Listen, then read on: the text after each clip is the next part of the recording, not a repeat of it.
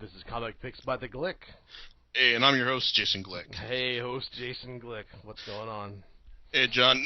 Not much. Just usual sort of stuff. And this week, Richard, we're picking up from the fallout of Tokyopop's soon to be demise as they wrap up American publishing activities at the end of the month. And I've already said my thoughts on Priest. There is at least one series though that I did get back on the Tokyopop bandwagon just in time to start reading one of their series that they are not going to finish in the U.S. And that series is Future Diary. Now, I left off. We just talked about this back in December. How I started reading through Volume 3, and I love the story about how Yukiteru, this antisocial high school kid who gets this diary that allows him to tell the future, and winds up turning his life into an absolute living hell. And I love the fact that it was an anti-death note. It basically, instead of a character who uses this to rule the world and shape the world according to his desires, here's this kid who gets this fantastic supernatural object, and his life becomes a living fucking hell. And his suffering was just so delicious to watch. And even though with Volume 3, like I said, I was still high on it. Even though I kind of left off wishing for a bit more narrative discipline. Now, the thing is though, is that I like the series so much that I figured, hey, you know what? Getting the first couple volumes for my buddy Steve would be a good idea. So the thing is though, it's now Steve and I have actually been buying the series. Bastards. Yes. So that leads into my next thing. So everyone, this is my buddy Steve Bui, and Steve. So after I started you on this series, are we still friends? Sadly, yes. Yeah. I mean, I kind of had to agree with you pretty much all the way through so far. I mean, yeah, the first volume opens. I'm not going to linger long on this. First volume opens with this dude, in the middle of the action and very much not in control of any of it. And that's pretty much setting the tone for the entire series. Him swept along by circumstance. Yes, and it's just hilarious to see some of the stuff that he gets wrapped up in. I mean, from being threatened by dogs with face masks. Going through being arrested by the police and shooting an officer. Let's see. What else? Fighting off two crazed lovers in a Tokyo high rise. The series just spirals out of control from Volume 3. I mean, you get introduced to characters like Aru Akise, who's basically the shonen detective style character, thrown into the mix to just try and complicate things, and also try and solve things from what is from a bystander's point of view. But it turns out he's no bystander. He's no bystander. No, but the thing is, especially from Volume 5 onwards, you realize that this series is the inverse of Death Note in more ways than one, because while Death Note was, you could tell that the creators meticulously thought out every single scene and plot twist in advance, that they were just just setting all this stuff up just so they could find a way to write themselves out of it. It's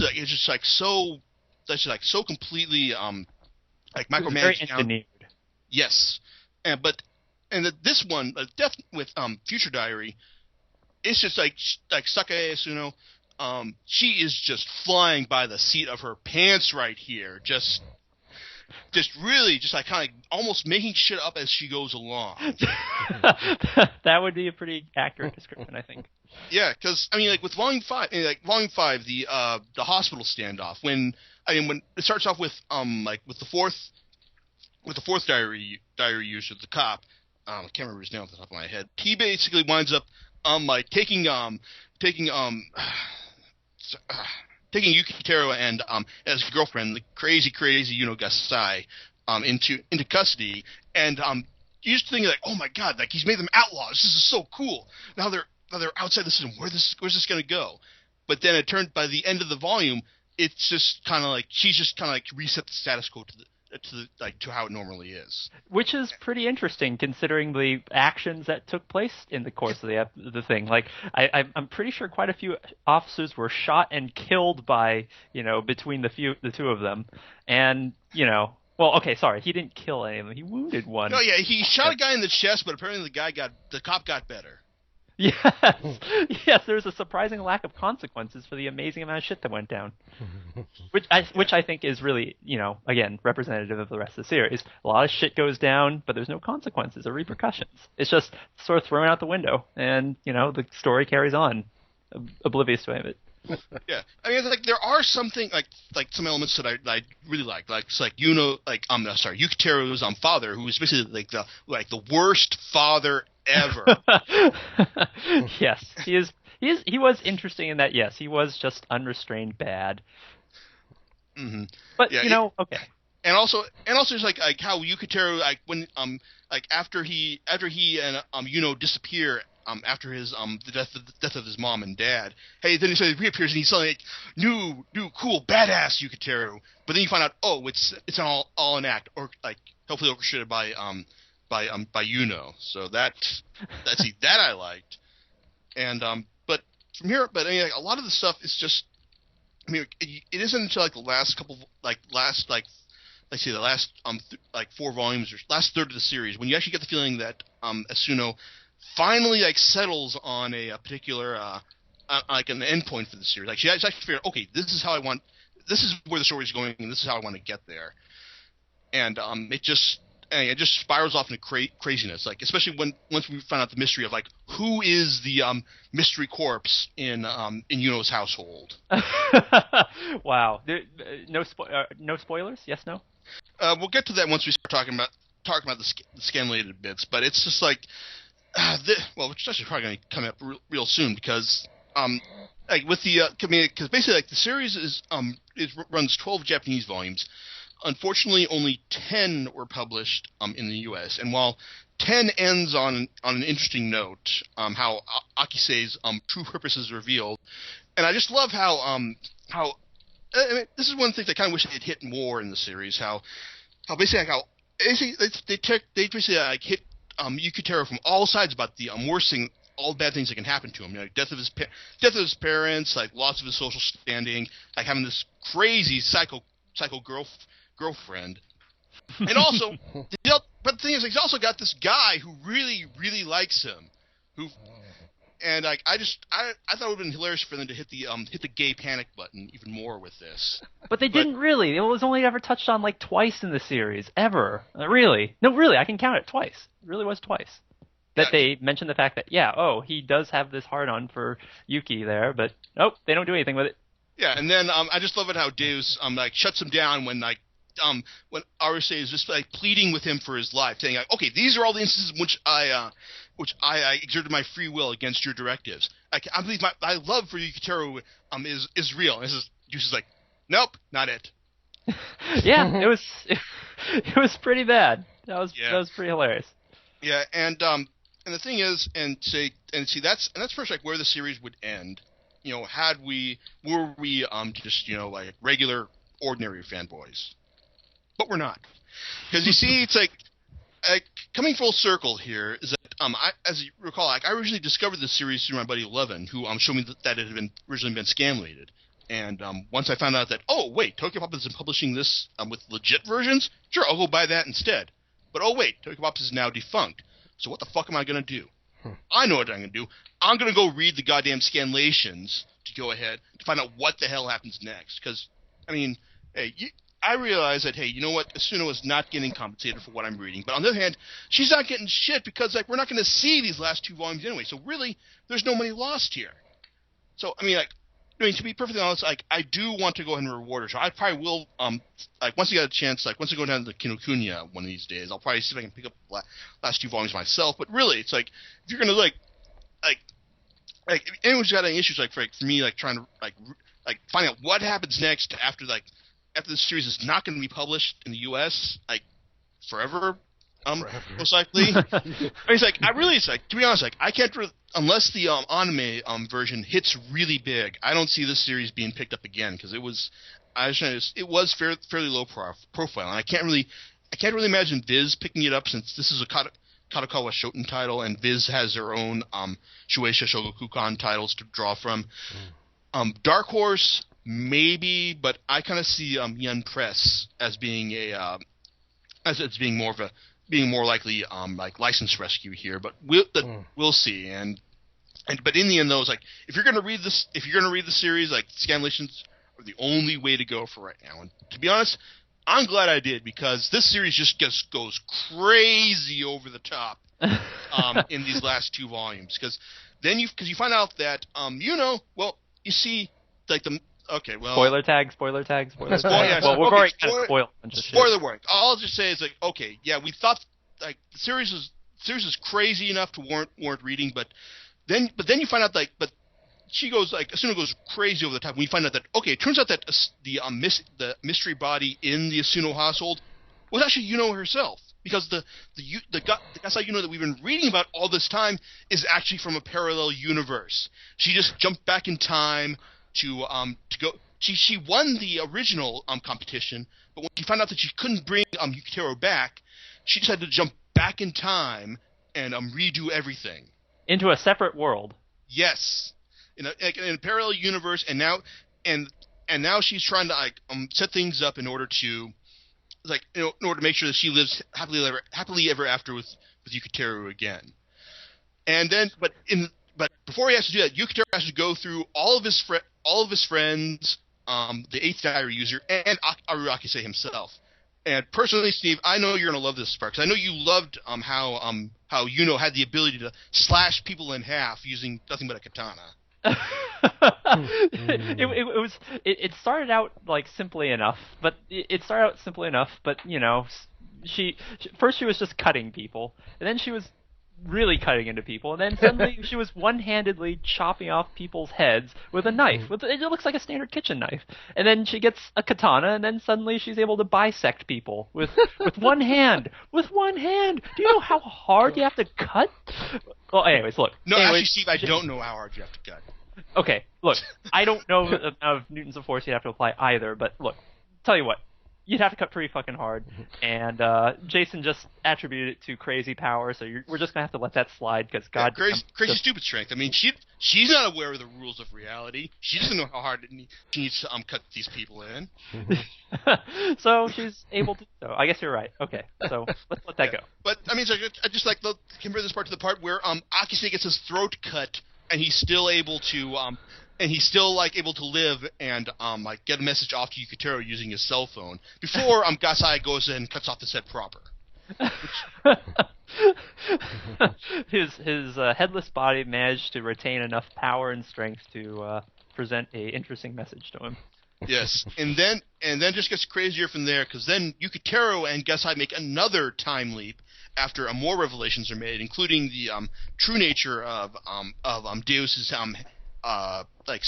Deus's henchperson Muru, and then they make another jump back in time to another parallel universe, and the 9th Diary user, she comes back, and it's just gets absolutely crazy, and I do kind of like how in this parallel universe, how basically like things actually turn out better for a lot of the people involved, and just like all those changes, and just how eventually, well, I mean, yeah, Yukiteru does win, but then you find out that, well, winning wasn't all it's cracked up to be for at least 10,000 years. On that note, you mentioned that, yes, they enter this parallel world, and then, over the course of 2 volumes, everything's sort of wrapped up as nicely as it could be. The third world is resolved as nicely as it could be using knowledge from the previous world, right? Yes. But, I mean, and then the reappearance of, like, a character who you thought was dead, all right? I mean, I've been hanging on to this for a while here, but that was quite literally a Deus Ex Machina. Yes, it was.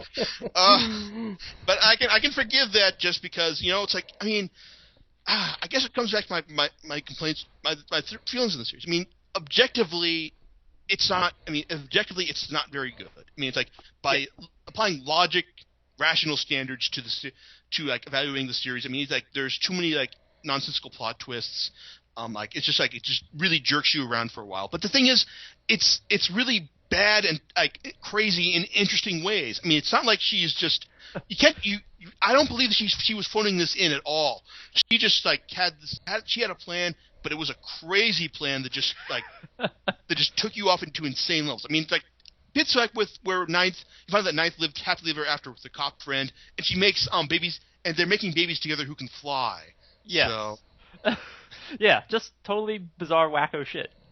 Yes, and then in the end, when Yuno smashes the walls of space-time with a hammer to be with Yukateru, I mean, it's like in the end, I was ultimately won over. I kind of like, that is really a fitting end for this series. So. Yeah, it just ended just as sillily. God, I can't talk anymore. It ended just as silly and crazy as the rest of the series, So, you know what? On that note, it was very fitting. Yeah, I mean, ultimately, it's like I kind of have the same affection for this series as I do, say, the noir anime. Because while I don't think that's any good, get the hell out of here. These don't, because the experience of watching noir, making fun of it with all my friends, making a fan dub that shows you that makes fun of it as well. I happen to participate in. Yes, that Steve and myself both participated in that I wrote, and I'll have to provide a link to this at some point. Mm-hmm. But like I said, it's a series that it's not that noir isn't objectively good by any standards that I would consider, but it's still fun because of the experiences I've had with it. I agree. Mm-hmm. I would have to agree there. Yeah.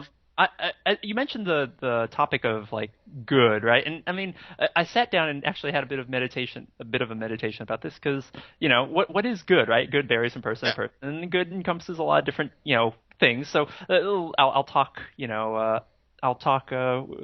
using facts, instead of like feelings and emotions. I'll just talk about what I consider to be some facts.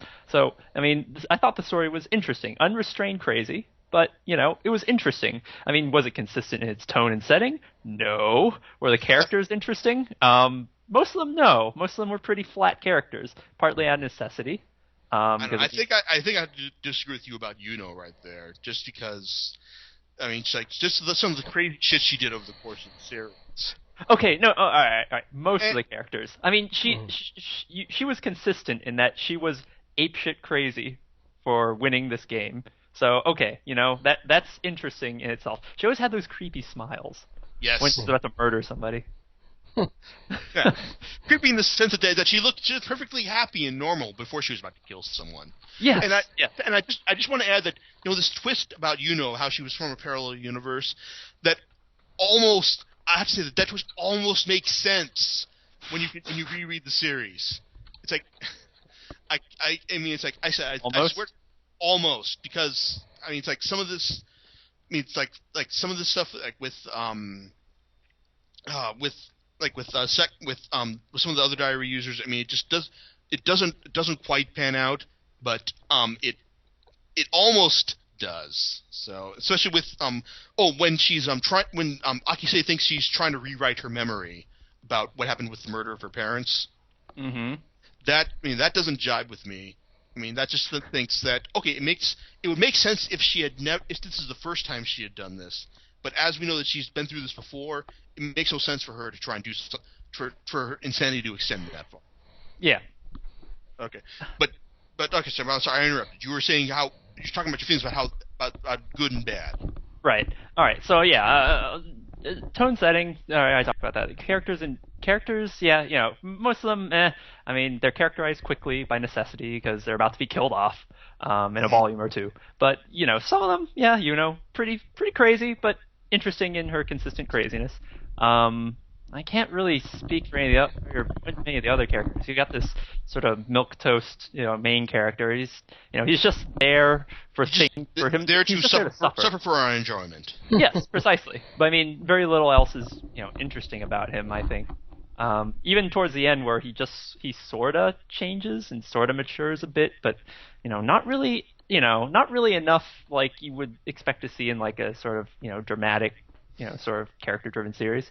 The series had its own straight. Yes, that's about right there. and plot holes galore. I mean, okay, all right. So you've got Deus and Muru who are having this sort of quote unquote friendly wager about the survival game.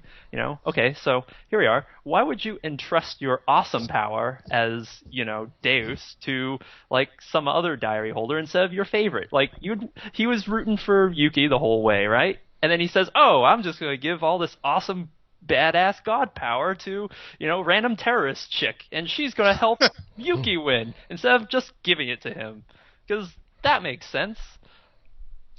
I don't know. I guess. God help me, like I feel like when you say something like that, I almost feel compelled to try and like explain it, even though I know there's no rational explanation for it. I mean, just the fact, that like it's like if he had given, he gave his power to someone who knew how to use it. I mean, if he'd given it to Yukiteru, I mean, he probably just would have used it to get himself killed in the next 5 minutes. I'm just gonna let that one go. I mean, okay, just not gonna argue that one. All right, go ahead, continue. No, that was about it. So. Okay, so we've got that. I mean, okay, we've got wacky, Japanese drama tropes. I mean, so here we are, like attempting to assassinate the mayor of this city. I never read the original, but if this dude is really named John Bacchus, what the hell is an American doing, as a mayor of a Japanese city? All right, so setting that aside, who shoots only once with a gun and then misses and decides, I'm not going to shoot anymore? Because that's precisely what happens at the end of, was it volume 9 or 10 or something? I think it's volume. Is it volume 7 or volume 8? I think it's volume 8. No, volume 8. Right. So they they wreck the mayor's car and they're about to murder his ass, and then everyone else shows up and there's some blabbing, even though there's guns being pointed everywhere, and then suddenly the mayor tries to shoot at them, misses once, and then goes bleh. He's still holding the gun. He's still looking at them, but then they just go, "Oh well, I'm not going to shoot the rest of my bullets now," and then Yuki and Yuno run away. What? You want me to explain this? Because I can. Go ahead, please. It's like he just looked and thought, "Oh, I missed. That's my window of opportunity. I'm going to bed now. Good night, everyone." Okay. All right. I'll accept that explanation then. Okay. So, yeah, I mean, by all those standards, it's just very plot holey. It's just not consistent. But goddamn, it was so crazy. I just had to keep reading it. It's like, yeah, you had to see what was going to happen next. Like that's the whole train wreck quality. It's like it's horrible, but you can't look away. Yes, precisely so. That reminds me, more characters like Yuki's friends from school, right? All right, so one of them tried to kill him. Sure, that's okay. So he can forgive that. All right, maybe that's understandable. Sure, but then why are they so willing to follow into so much random bullshit later? Like, what the hell? It doesn't make any sense. Guilt? Guilt? They look like they're having a good time. Well, they feel bad about trying to kill him that first time, so. Okay, all right. I was like, yeah, we tried to kill you, but turns out you're kind of a nice guy, even though you're a complete pussy, so. Okay. All right. And, all right. We'll let that one go. Again. All right. What about the fucking cement truck death trap? All right. What about the cement truck death trap? Explain that to me. Oh, that was just completely ridiculous. So, I thought it was hilarious how it's just like it's like how the kind of the thing you'd expect to save them, like Akase's reasoning with I mean, like you think that he would have like struck a chord right there, but kind of in the sense how his reasoning with Deuce failed to save his ass. His reasoning with Yuno, I mean, he's trying to reason with a completely crazy person. So on one hand, it's not surprising that she actually just like goes ahead and tries to kill him off right there. I mean, but this, I mean, it's one of those things where it's kind of like, oh, well, I mean, it's like. Personally, it's like that. I mean, yeah, it's completely ridiculous, but it also ties into the larger plot. How hey, by coincidence, one of the supporting cast is actually got a future drive himself that ties in with one of the other diary users and sets up future plot lines. So I mean, yes, it's a huge Deus Ex Machina, but it also feeds into it's a Deus Ex Machina that feeds into the larger plot. I think happily by coincidence or something. I just God. All right. Okay. All right. So cement truck death trap explained away. All right. Sure. All right. Bank vault on a very high floor. Oh dear God. Was a bank vault, a very heavy bank vault, I might remind you, doing on the 25th, 30th floor of a skyscraper. What's it doing up there? How did it get there? Why would you put a bank up there? That's your question? Yeah. I just have to say, why not? But I figure a crazier question. Like, because it happens all the time. People put those things up in really high skyscrapers. I mean, like the craziest thing is that whole sequence. When we find out that Yuno has gone ahead and because her identity is in doubt at this time. So basically, she for some reason she can't open up this override the lock right here. She just suddenly can't, I prove to Yuki that, oh wait, I am the real Gasai, and instead I have to let Ninth Diary User die, and then eventually I'll come back, unlock the vault myself, and then go and kill the mayor. When did she do that? Like, there just doesn't seem to be enough time for them to have, in between them, escaping through the basement, and then for her to just, teleport back up to the safe, murder the dude, and then teleport back down and say, "Oh, hey, look, I killed him, by the way." Magic author powers of making shit up as she goes along.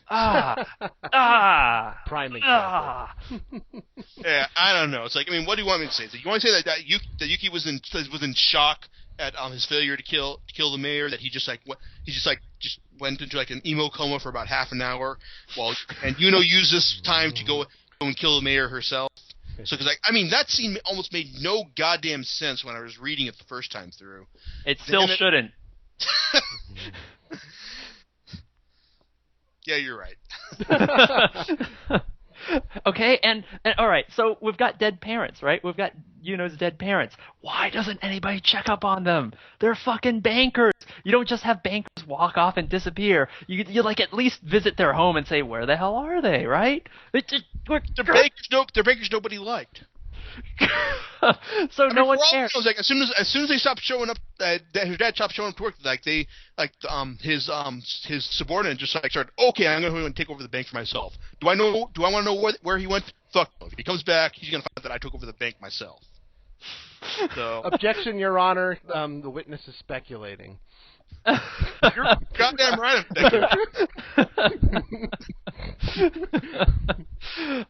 Yeah, I don't know. Just all these really, there's just all these elements that just are not explained away at all. But in spite of it all, I kept reading this goddamn story to its conclusion. Mm-hmm. Yeah, and now that it's done, we can go ahead and put it behind us. Unless you want to go out and check out some of the supplementary volumes that were released. What? There's two other volumes. Let's see, that's a Mosaic and Paradox. I understand that one of them focuses on Akise teaming up with Ru to solve some sort of mystery, and I don't know about the other one. But as far as excuse me, so as I understand, they're not essential to the main story. But it's like, I guess we could check them out at some point. But still, reading through 12 volumes of this was enough for me. I don't see how reading other stories that are unconnected to that have only a loose connection to it. If these ones actually trying to explain some of the crazy shit we've just talked about, I don't want that. I want to just live with this with the utter batshit insanity that the series brought me. All right, okay, then we'll just have to let that go. Yeah, and all I can say to Steve is this next time though, it's I'll try to give you something for your birthday or Christmas that's actually good, like 20th Century Boys. So. That's okay. You really did provide me with something interesting to read. Again, not objectively good, but it was interesting, and you know what? you can't really you can't always get that. So you know what? You're not going to forget it, no matter how hard you try. Yes, also a good way of putting it. Okay, and okay, I guess on that note, that's a good way to wrap things up. I mean, I'd like to see the conclusion published in English at some point. But hey, maybe we'll get an announcement during this convention season. But in the meantime, Steve, thanks for joining me, and thanks for responding to all my pestering to do this. So no problem. Yeah, and see, next week everyone will be back where I talk about something X-Men related in time for the new First Class movie, which I hope is good. So, but we'll see. I hope so too. Okay. All right, everyone. We'll see you later. All right. Night. Good night. Night. Click.